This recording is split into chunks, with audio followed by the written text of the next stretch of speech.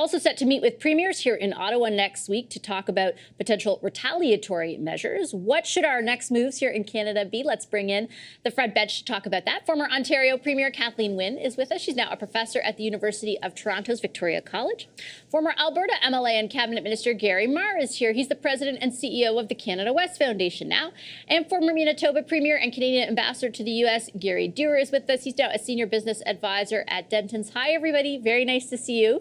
I'll just warn all of you and our viewers that I might have to swing to the Prime Minister himself, who's just meeting with the Manufacturers Association and is scheduled to make some remarks. So if that happens, we'll swing over and then we'll resume our discussion.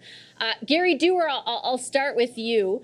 Your thoughts on, I guess, the Prime Minister's case that he made today, which is essentially that he thinks this talk of annexation is a distraction because of the potential impact of tariffs. What are your thoughts on that?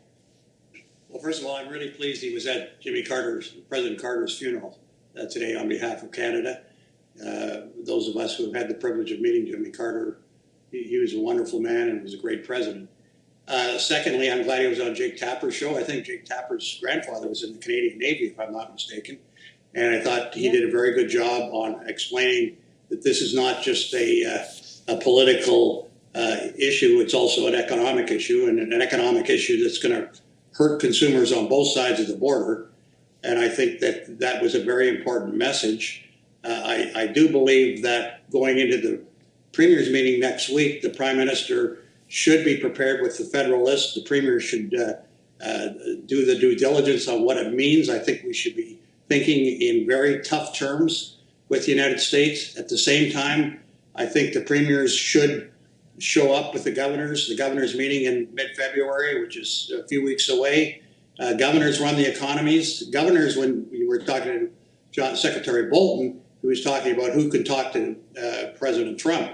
And I would suggest that governors, particularly ones in the swing states, which are on the border, and governors that are Republican governors, will be able to talk to the president of what it would mean for inflation in their states and for jobs in their states. And we can talk directly to the governors through the premiers at their meeting.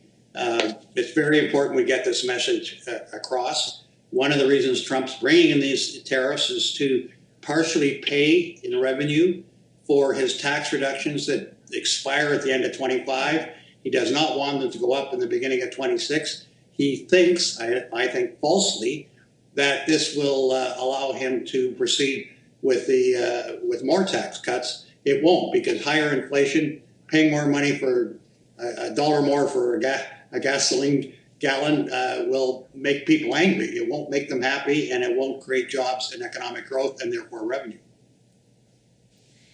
Kathleen, Gary mentioned this, and so did John Bolton, but the prospect of retaliation. I know that there's some premiers who are asking kind of more loudly for the federal government to spell it out more clearly than others.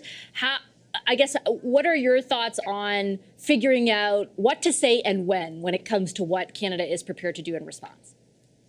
Well, I think that what's really important right now, and Gary alluded to it, it's really important that there be a coordinated strategy, that whatever the list of retaliatory measures is, the premiers are aware of it, there's been a conversation about it, and everybody's singing from the same songbook. Because I completely agree with the Prime Minister that the discussion of the 51st state is a distraction that will take us away from the serious work of getting ready to have this conversation about tariffs. So I think that that there has to be a look at what happened the first time around. You know, almost 7 years ago to the day, I was in Washington. I was talking to representatives from Michigan, from Ohio. We were talking about the Buy America, but also the coming NAFTA renegotiation.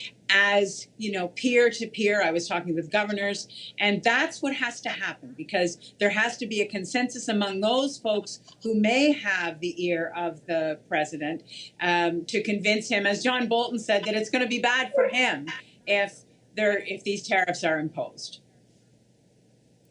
Gary, I wanted to ask you, just jumping off of what Kathleen said, especially where the premiers are concerned. It's been interesting to watch over the last month as the Liberals and sort of the government are engulfed in some political turmoil, to put it lightly here. A lot of the premiers speaking out, and sort of, I guess, some pushback from the opposition that the prime minister staying is kind of a lame duck and won't be able to advocate. This interview is one of the first times that he's actually spoken at length about the threat and the specifics of what Donald Trump has threatened. What are your thoughts on his ability and the federal government's ability to lead the charge for Canada, given what is going on domestically? Well, let me say, first of all, the issue of tariffs in the United States on Canadian goods is not a new one. For those of a certain age, you may recall that the Smoot-Hawley tariffs in the 1930s lasted 5 years, and it was economically disastrous for both Canada and the United States. In the early 1970s, President Nixon put in tariffs. I think it was a 10% tariff at that time, and it didn't last very long. It only lasted 5 months. Because of the blowback that it had on U.S. industries and U.S. consumers. And so whether or not these tariffs are significantly dangerous to Canada will depend in part on what goods they're applied to and for how long it lasts. Now, I think it's important that the premiers, and particularly Premier Smith and Premier Ford, have been very strong in putting together messages that actually make sense for Canada, and know that the relationship between Canada and the United States is about more than just the Prime Minister and the President of the United States. It's also about province to state responsibilities, and it's also about and as Gary says, it's the governors that actually run economies in their states. But it's also unions that are on both sides of the border. It's also about businesses that operate on both sides of the border. And I think a really core message that all the premiers can agree on is to say, we create jobs in the United States. In the case of Alberta, jobs go to the United States. We export them through a pipeline.